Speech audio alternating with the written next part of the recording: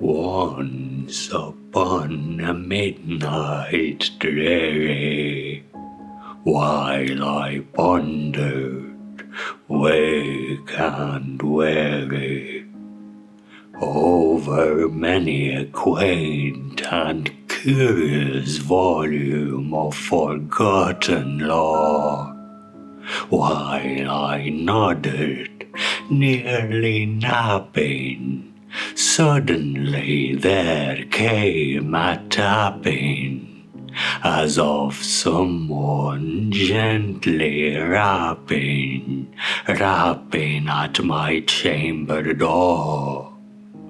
"'Tis some visitor," I muttered, tapping at my chamber door. "Only this, and nothing more." Distinctly I remember it was in the bleak December, and each separate dying ember wrote its ghost upon the floor. Eagerly I wished the morrow. Vainly I had sought to borrow from my books oceans of sorrow, sorrow for the lost Lenore, for the rare and radiant maiden whom the angels name Lenore, nameless here forevermore. And the silken, sad, uncertain rustling of each purple curtain thrilled me, filled me with fantastic terrors never felt before, so that now, to still the beating of my heart, I stood repeating, "'Tis some visitor entreating entrance at my chamber door. Some late visitor entreating entrance at my chamber door. This it is, and nothing more." Presently my soul grew stronger, hesitating then no longer. "Sir," said I, "or madam, truly your forgiveness I implore.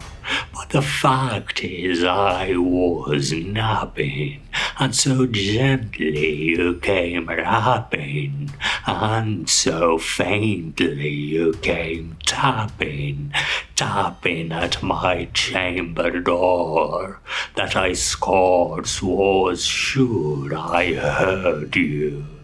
Here I opened wide the door.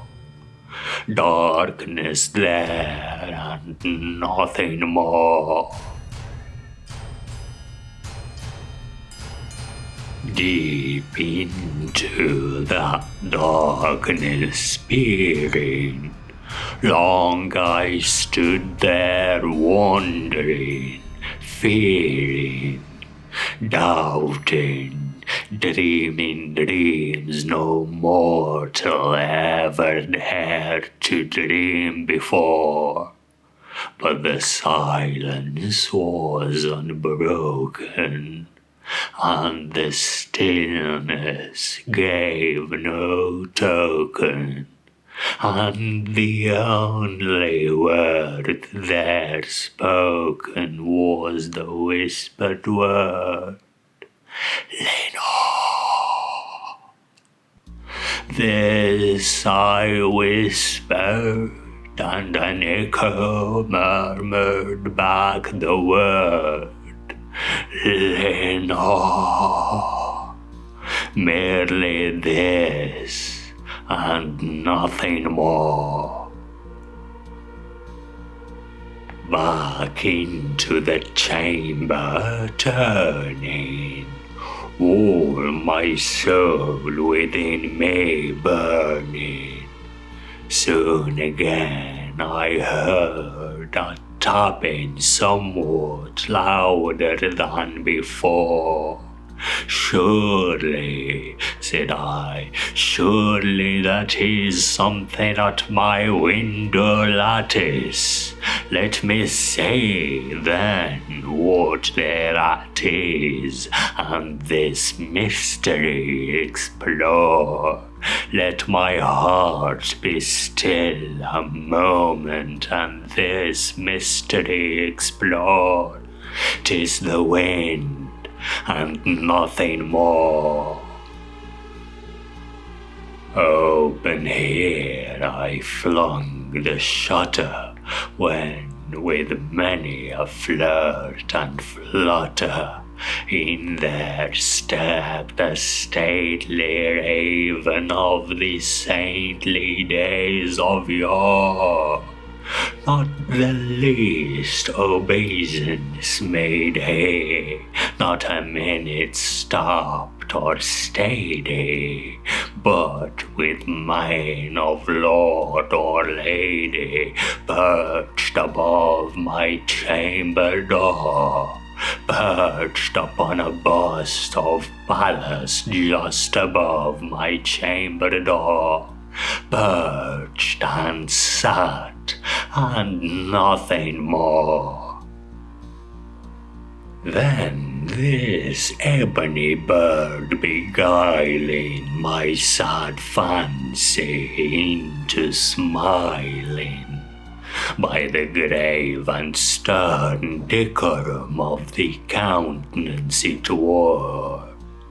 Though thy crest be shorn and shaven, thou, I said, art sure no craven, ghastly, grim, and ancient raven, wandering from the nightly shore. Tell me what thy lordly name is on the night's Plutonian shore. Quoth the raven, nevermore.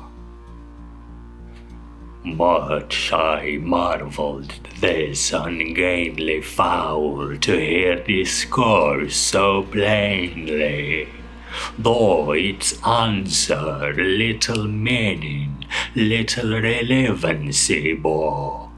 For we cannot help agreeing that no living human being ever yet was blessed with seeing bird above his chamber door, bird or beast upon the sculptured bust above his chamber door, with such a name as Nevermore.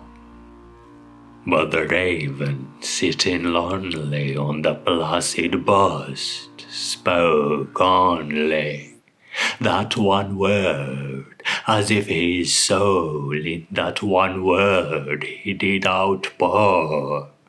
Nothing further than he uttered, not a feather than he fluttered, till I scarcely more than muttered, other friends have flown before. On the morrow he will leave me, as my hopes has flown before. Then the bird said, nevermore.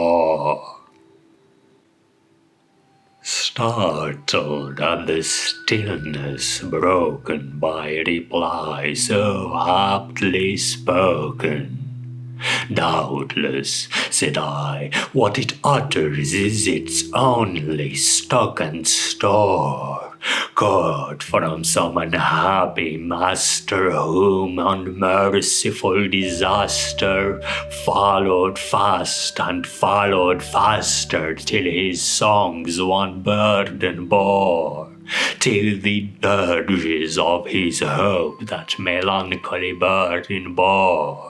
Oh, never, nevermore. But the raven still beguiling all my fancy into smiling.